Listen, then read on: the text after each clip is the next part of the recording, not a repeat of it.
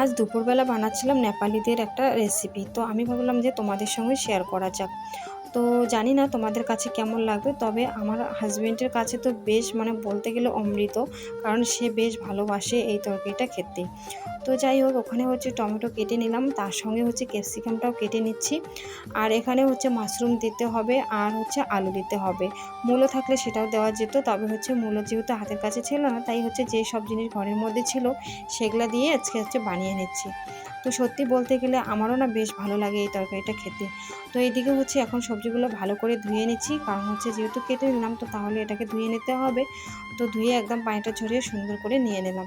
আর এদিকে পানিটা গরম করার জন্য দিয়েছিলাম। তো পানি গরম হয়ে যাওয়ার পর এখানে পেঁয়াজ এবং লঙ্কাটা কেটে দিয়েছি, আর স্বাদ মতো লবণ আর একটুখানি রিফাইন তেল দিয়েছি।